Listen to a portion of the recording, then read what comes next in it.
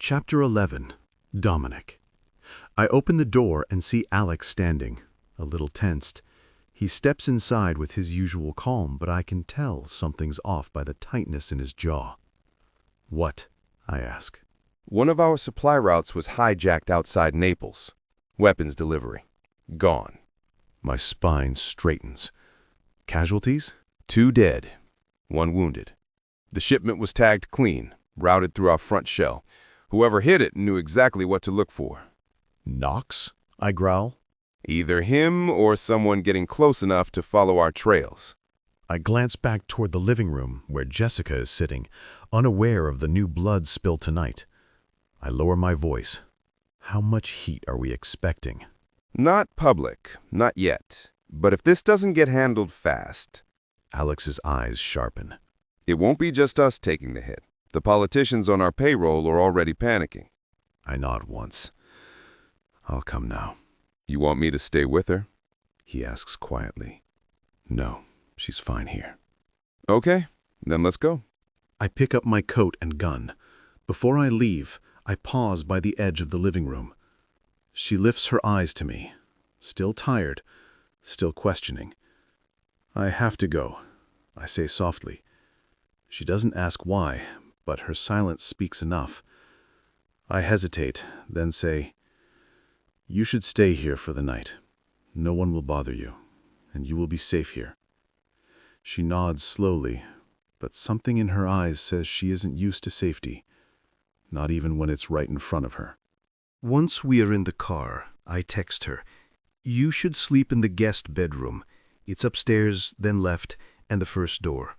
I won't be back until morning." The reply comes after a long pause. How do you have my personal number? I stare at the screen. I could lie, or I could give her the one thing no one else has ever given her, the truth. I asked Sophie. She gave it to me when I told her you fainted. Don't worry, I haven't used it until now. Another pause. Why do I feel safer in your house than my own? My throat tightens. I don't have an answer for that, only a truth that aches. Maybe because no one here wants to use you. She doesn't reply for a while, and when she does, it's not a question. Fine, I'm going to sleep. Don't expect me to be grateful for your kindness. I don't expect gratitude, amore mio. I expect you to rest. The typing bubble blinks, stops, blinks again, then silence. I stare at the screen for another long moment, then put the phone away and return to the dark road ahead.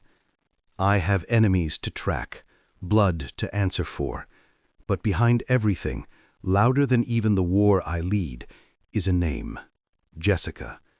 And for the first time in years, I don't know if I want to win or keep her from losing everything. The warehouse is a mess of spent bullets, broken crates, and blood. My men walk carefully around the perimeter, but I already know what I'm looking for, or rather, who. Knox WINDSOR left a message, not in words, in precision. They didn't take everything.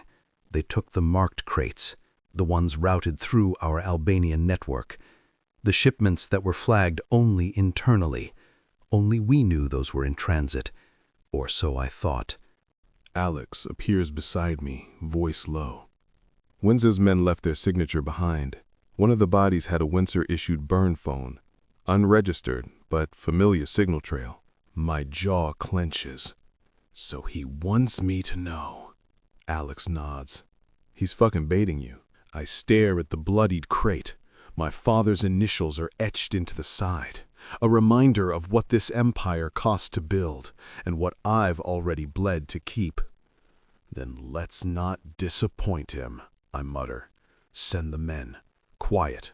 No blood unless needed. And nothing public.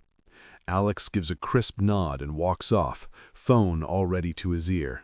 I stay a moment longer, letting the cold of dawn bleed into my coat. Windsor's making his move, but he's too stupid to realize I've already started making mine.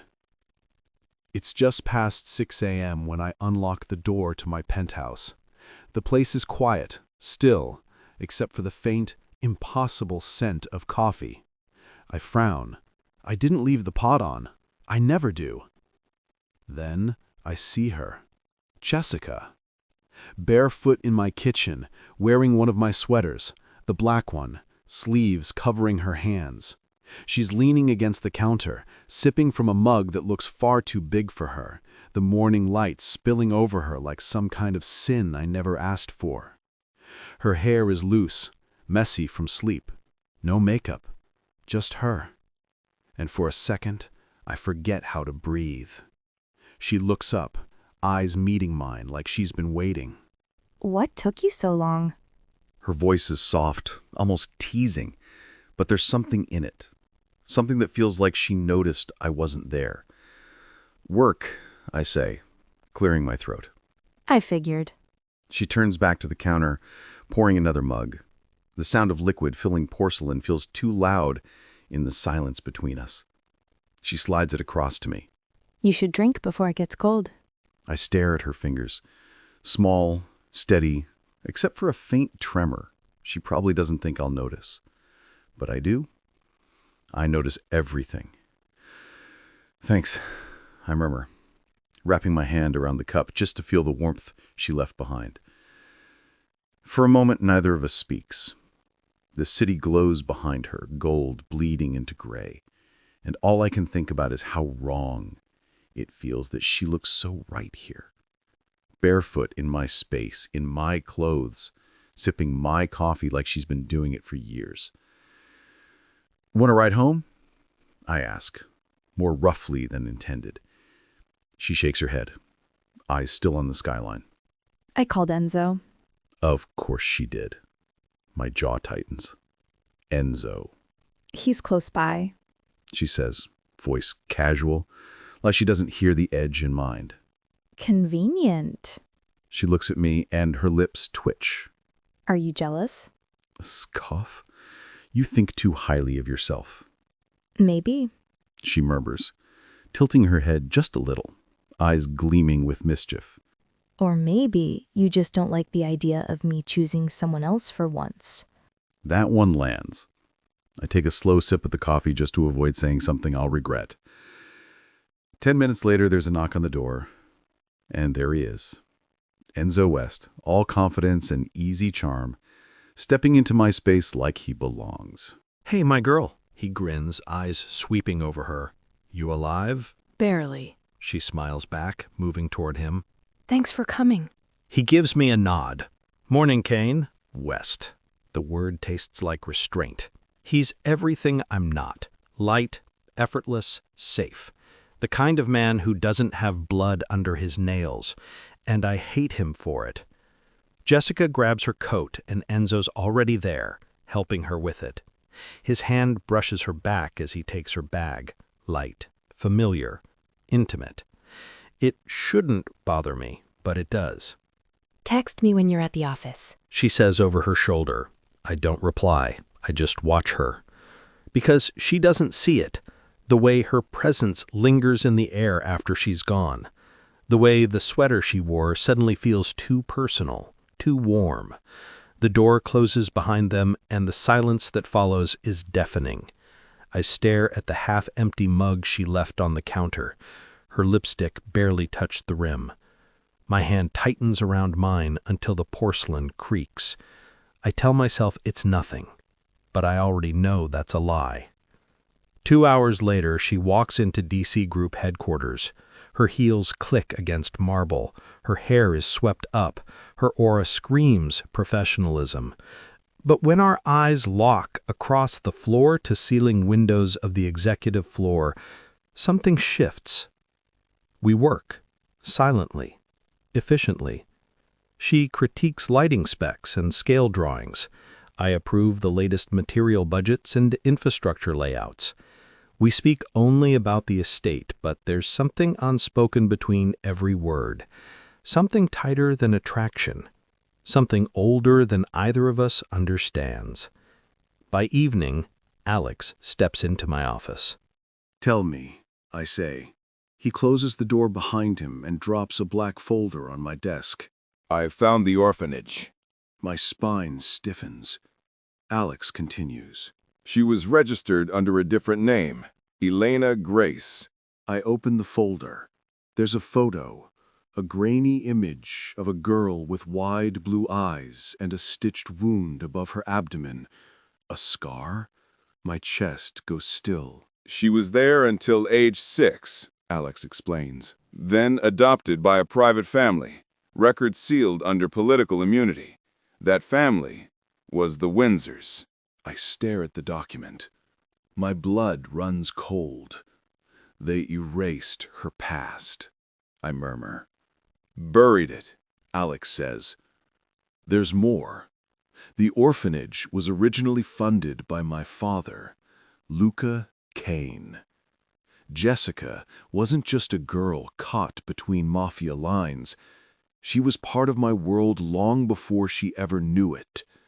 And now, she's standing in the hallway outside my office, talking to my assistant, like nothing in her life just cracked wide open. Chapter 12. Jessica. There's a difference between paranoia and intuition. I've built a life around ignoring both. But as I step out of DC Group's glass tower and walk toward my car, something sharp needles at the base of my neck. A pressure, a weight. Like someone's shadow is just out of sight, watching, waiting. I don't turn around and keep walking, but the feeling doesn't fade. My driver opens the car door. Miss Windsor. Thank you, Mateo. I nod, sliding into the leather seat. I glance once over my shoulder. Nothing. Just the reflection of city lights on the glass walls. But my heartbeat doesn't slow. When I get home, I double lock my penthouse door, something I never do, and I draw the curtains, something I never used to do. The feeling follows me for days. At Aura Designs, when I'm sketching a new layout, I feel eyes I can't place. At the CAINE estate, when Dominic steps away and I walk the corridors alone, I feel footsteps that aren't mine. At coffee shops, at red lights, even in the elevator of my own building. There's no proof, no sound, just that ever-present sense of being seen, and I hate that it's becoming normal. It's Thursday night, and I am leaving DC Group later than usual. It's just past 10 p.m. The executive wing is quiet. Most of the staff gone, lights dimmed, the gold skyline of Rome casting soft reflections on the glass walls around me. Dominic had left an hour earlier. A quiet goodbye, a long look, no reason given. I told myself I didn't care. I lied. I step into the underground parking. It's silent, cold. My heels click softly against the concrete. Mateo should be weighing, but as I turn the corner, I stop. The driver's side doors open and Mateo is on the ground, bleeding, still, dead. A choked scream claws up my throat, but dies there, strangled by sheer terror. The sound that escapes me isn't human, it's raw panic. My pulse slams in my ears as I stumble backwards, heels scraping the concrete, breath breaking in sharp gasps. I stumble backwards towards the elevator when something, or rather someone, moves behind me. I whirl. A man, face half covered in a hood, rushes toward me from the shadows. The air leaves my lungs in a violent burst.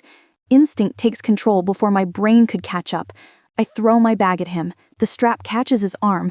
It barely slows him down. My body moves on pure fear. I turn and run. My heels slip on the polished floor. Pain shoots up my ankle, but I don't stop. My breath comes in jagged sobs. Every footstep behind me feels closer, heavier. The echo of his shoes follows me like death breathing down my neck. The car. Just the car. I yank the door open, dive inside, and slam it shut with a crack. My heart is a drum trying to tear through my ribs. I hit the lock button again and again until I hear every click. Locked. Locked. Locked.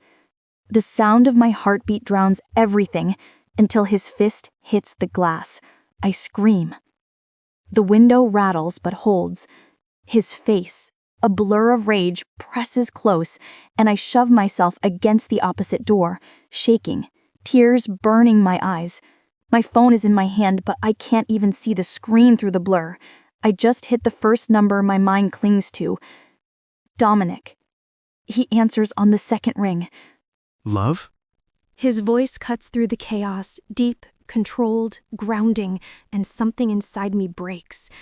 He's dead. Mateo's dead. Someone's following me. They tried to grab me. Dominic. My voice splinters. I can barely form words. I locked myself in the car. I can't. Jessica? His tone is sharp, commanding. It slices through the panic like steel. Where are you? I'm still at DC, the garage, underground parking. He's still out there. I'm on my way. Please, I choke on a sob. He killed him, Dominic. He killed him. He's going to kill me. Listen to me, Jessica. No one going to touch you. I promise that. And even if they so as much as touch a hair, I will do everything to make them unrecognizable and bury them deep in the ground.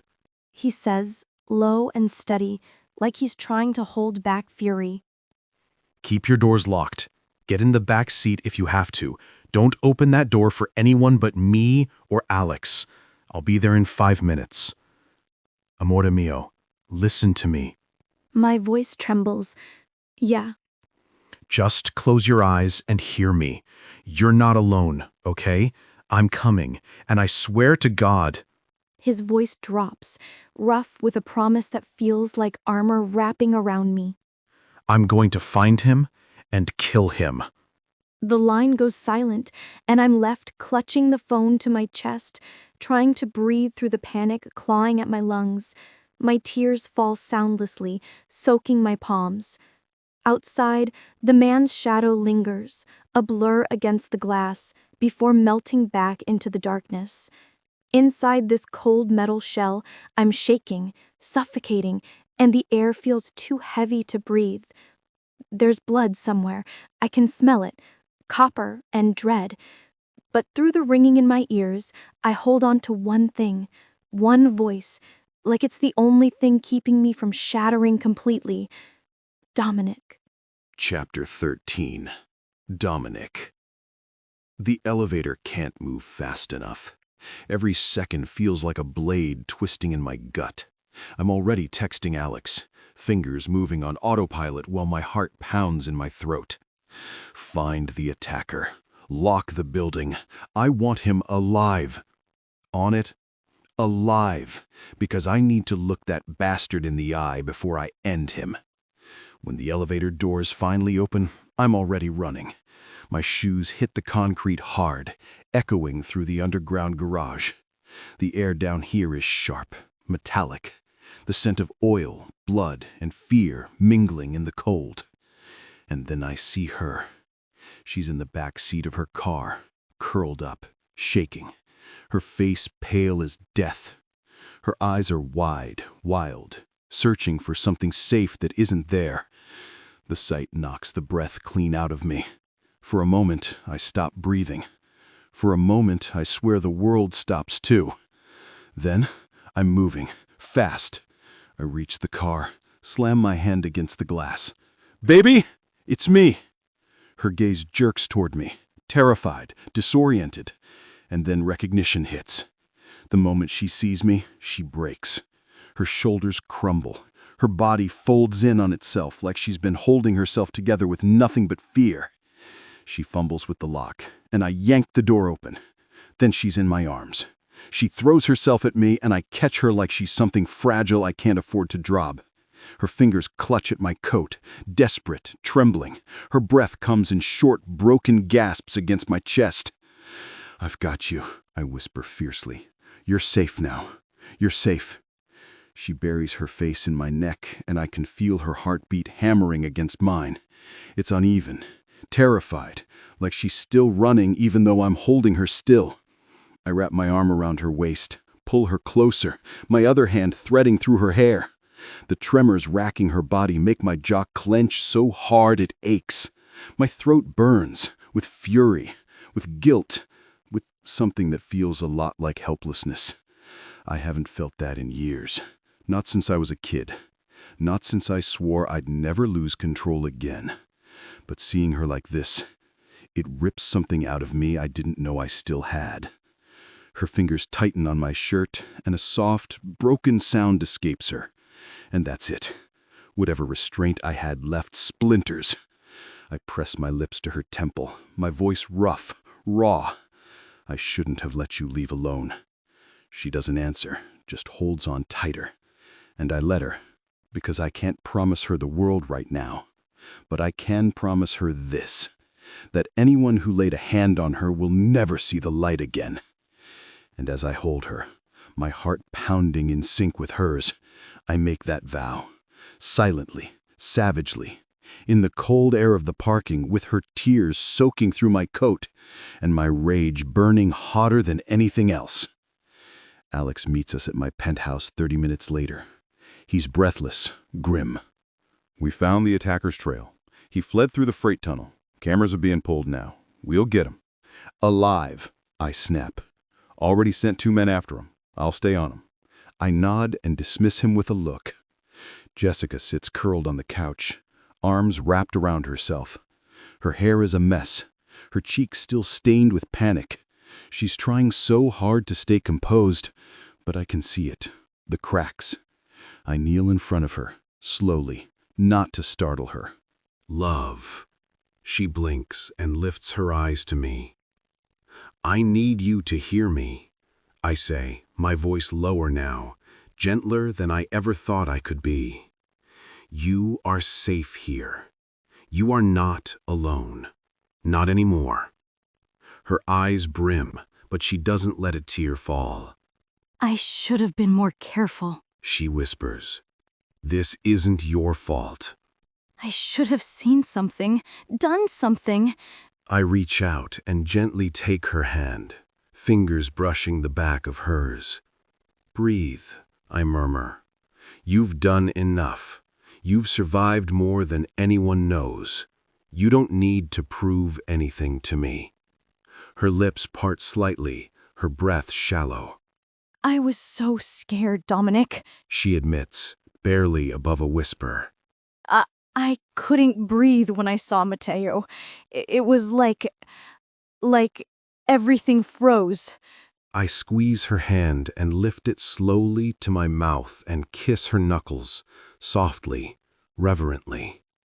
She looks at me like she doesn't know how to keep up her guard anymore, and I don't want her to.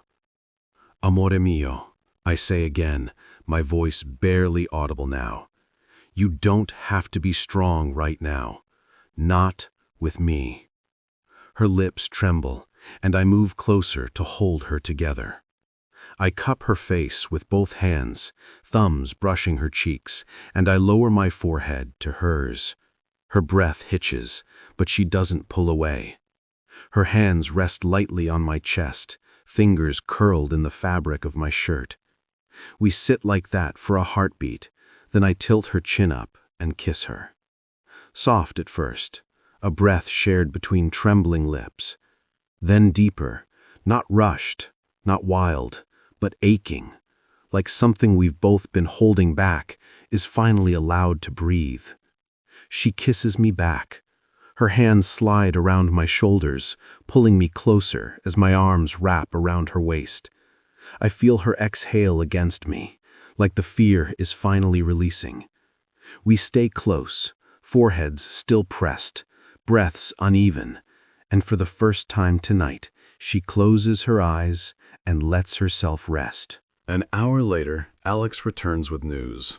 We caught him, he says grimly. Cornered him outside an abandoned train yard. My eyes darken. Where is he now? In the basement of the old textile warehouse. The warehouse reeks of mold and oil. The man is tied to a chair in the center, bleeding from the mouth, one eye swelling shut. Alex already started. I walk in slowly, sleeves rolled, gloves on. You scared a woman tonight, I say coldly. You murdered an innocent man. He spits at my feet. I nod at Alex, and he hands me my favorite tool, a custom-made knife with my initials on it. I take his hand and start peeling his skin. He screams, and I slam my fist into his ribs. He groans as I crouch beside him, voice quiet and razor-sharp. You get one chance. Who hired you? He wheezes. Don't know his name. Just a voice. Paid in cash. Slip me a photo. Alex tosses me a phone. There's a picture of Jessica. Her face, her smile, marked with a red circle. I grind my teeth. You're lying. I'm not. It was just a hit. He said, make it look messy. Scare her first. Rage flares behind my eyes, but I stay calm because everyone squirms under my calmness. He mentioned a party. Said she was invited once before. That she wouldn't remember. I freeze. Jessica's memory, the scar, the missing years. This isn't just a hit. This is connected to her past, her truth, and to me. I stand and stab my knife in his hand and twists it before pulling it out. No one gets to hurt one of mine, and if they dare to fuck with me, they will be destined to a slow death. We keep him alive until I say otherwise. Alex nods. What now? I stare at the photo again. Now we find out who wanted her gone and why she was a target long before we ever met. Chapter 14. Jessica. I wake up to silence, the kind that hums in your ears and presses against your ribs. For a second, I don't move. The air smells faintly of cedar wood and smoke. The sheets are too soft, too expensive, and the mattress gives like a cloud beneath me. This isn't my bed. This isn't my home. This is his. And then it all floods back, the blood, the scream caught in my throat, the echo of fists on glass, the way my hands wouldn't stop shaking until they found his coat, his voice, his arms, his kiss. My body jolts upright as if burned. My pulse races, heartbeat unevenly in my chest. I grip the sheets, my breath catching. Where is he? What time is it? Why am I still here? I swing my legs off the bed. My bare feet sink into the rug, the soft weave grounding me just enough to keep from spiraling. I'm about to stand when the quiet shifts, a soft click, the whisper of hinges, and then slow, heavy footsteps across marble. And there he is. Dominic walks out of the bathroom, steam curling around him like smoke. His hair is damp. He's barefoot, wearing only black sweatpants that hang low on his hips. Every inch of him looks carved from shadow and control, all sharp lines and unrelenting strength. But his face softens the moment his eyes find me. The rawness of it knocks the air out of my lungs. I open my mouth to speak, but the lump in my throat swallows the words. He moves toward me, calm, measured, like any sudden motion might scare me back into last night. Morning, amore mio. Those words, amore mio, melts through the panic in my chest like sunlight breaking through clouds. My voice trembles. I didn't mean to stay. Stop.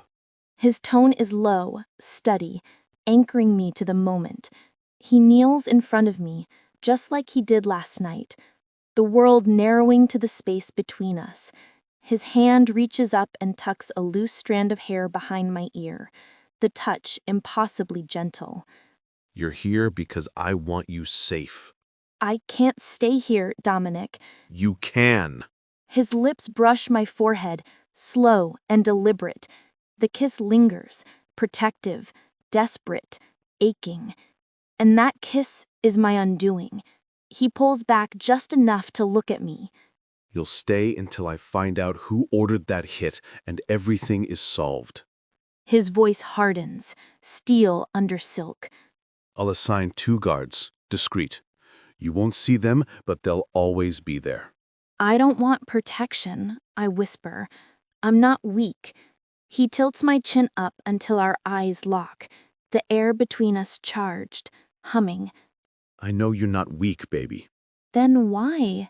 Because it's not about weakness. His voice breaks, just slightly. It's about me not losing you. For a moment, the room holds its breath. I feel everything. The weight of his fear, the violence simmering beneath his control, the tenderness he tries to hide. He brushes my jaw once more, then steps back as there's a knock on the bedroom door. Alex's voice follows. Dominic, it's urgent. He grabs a black shirt from the back of the chair, pulling it over his head with practiced ease. As he turns toward the door, I catch his wrist lightly. Wait, Dominic. He looks back, brows furrowing just slightly. What is it, baby? I hesitate, then gather the words. Can I call Sophie and Enzo? I need to tell them everything. We were supposed to be out together. They must be worried. I need them to know I'm okay. He studies me for a long moment, then nods once. Yes. Call them. Have them come here. I blink in surprise. Are you sure? You trust them. He says simply. That's enough for me. The knot in my throat loosens. Thank you. He leans down again and brushes a soft kiss to my lips, one that lingers longer than it should, just like last night. His voice is barely a breath. I'll be back soon. And if you need anything, just come to my office. And then he's gone, his presence still warm in the room as the bedroom door clicks shut. I sit there quietly, heart full of noise, and all I can think is that I don't know how I got here, but I'm not sure if I want to leave. I look for my phone and pick it up, fingers shaky but steadier. Group chat. Jess, where are you? You disappeared last night. Not funny. Seriously, did you leave with someone? Are you safe? Call us now. I stare at the missed calls from them and the messages, guilt rising in my throat. They were supposed to be with me. I was supposed to be safe. I bite my lip and type out my reply. I'm safe, I promise. I need to tell you both something. Can you come to Dominic's penthouse? A second later, I'm sorry, whose penthouse? on our way. I'm in the kitchen, wrapped in a soft robe, sipping on my second cup of strong coffee when the doorbell rings. Before I can move, Dominic steps out of his office, still barefoot, still in black, still dangerous and utterly beautiful. He doesn't say anything, just walks across the marble like a predator, smooth and silent, and opens the door. And there's Sophie and Enzo. Sophie looks like she's about to cry and strangle me at the same time. Enzo's brows are furrowed in pure diva panic. Jess. He breathes. God, you okay? You look like hell. Beautiful hell, but still. I laugh, and Enzo pulls me for a hug. Jessica! Sophie launches forward, hugging me so tightly I almost spilled the coffee. You look pale. What the hell happened? I'm fine, I whisper. Enzo's eyes roam my face, hair, robe. He tilts his head and mutters, You better not be hiding a bullet wound under that silk. I let out a breathless laugh. Dominic watches from the side, silent, arms crossed over his chest. His gaze lingers longer than necessary on the way Enzo's hand is resting on my waist. He doesn't say anything, but I feel his tension. He nods once at me, then disappears into his office, giving us privacy. I lead them into the living room and sit on the couch between them. My hands shake again, just a little, as I begin. I was attacked, I whisper. Last night. Their reactions are immediate. Sophie gasps. Enzo stiffens like he's about to stand up and go hunt someone himself. I continue, voice cracking. Someone murdered my driver. Tried to grab me, but I locked myself in the car and called Dominic. He got to me in minutes. Sophie takes my hand in both of hers. Enzo's expression darkens. You didn't think to call me? I wasn't thinking. I was scared, and he was the first person I thought of. That admission makes Sophie blink, and Enzo doesn't speak, just studies me for a long moment. He brought me here, and he's insisting I stay until everything is handled. He's assigning guards, discreet ones. Enzo leans forward. If you're not comfortable with that, you can stay with me, Jess, for as long as you want. I have full surveillance. Top floor penthouse. No scary mafia kings wandering around shirtless. I smile. Thank you, but I want to stay here. Sophie's brows shoot up. Jess, I know how it sounds. I know who he is, but I'm not scared of him. I glance toward Dominic's office door. Actually, I've never felt safer. Sophie exhales. You're falling for him. My silence is all the answer they need. Enzo rubs his hands together, clearly worried.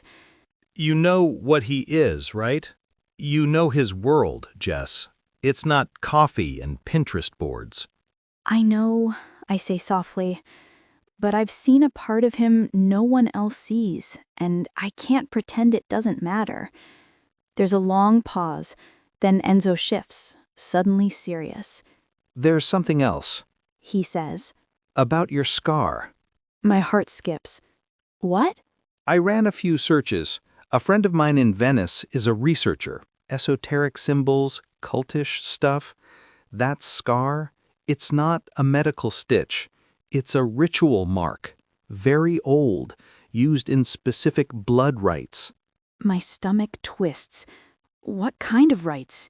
I don't know yet, but it's not random, and it wasn't an accident. Sophie looks horrified. Jess! I clutch my coffee tighter. Why don't I remember anything about it? We'll figure that out, Enzo says. But first, he stands and adjusts his suit jacket. I'm going to talk to your Mafia prince. If I'm trusting him with you, I need to see if he's worthy. Enzo, I say carefully. He smirks. Relax. I'm still me, just a much hotter version of Sherlock Holmes. And then he walks toward the office door, shoulders squared, ready for war. Sophie leans into me. Are we sure this isn't a fever dream? I stare at the closed door Enzo just disappeared behind. No, this is very real. Chapter 15. Dominic. She's safe, but rattled. I run a hand through my damp hair as I shut the office door behind us. My jaw is clenched tight. Alex sits on one of the sofas, tablet in hand. We've confirmed the footage. Her driver was taken out clean, quiet, and efficient. No street witnesses. The person who hired him knew what they were doing. Who? He exhales slowly. Knox Windsor. Silence drops like a dead weight between us. I stare at him, unmoving. A coldness settles in my bones. I set the glass of water on the table, slowly. He went after her. Alex nods once. Yeah.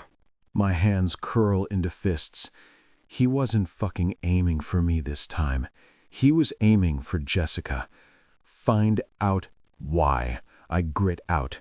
I want to know the moment he made her a target. What changed? What he thinks she knows. I'm already on it. I pace slowly across my desk, trying to keep the rage under control. Every time I see the fear in her eyes, it fucking stabs something in me, and I don't know how to name it. After spending some more time and discussing the details about our operation and business, I'm still feeling uneasy when the doorbell rings. Alex raises a brow. That them? I don't answer, just walk out, brisk and silent. When I open the front door, Sophie and Enzo are standing there. Both look frazzled, like they haven't slept all night. But it's Enzo's expression that unsettles me. His eyes scan Jessica instantly. His hand is already on her waist.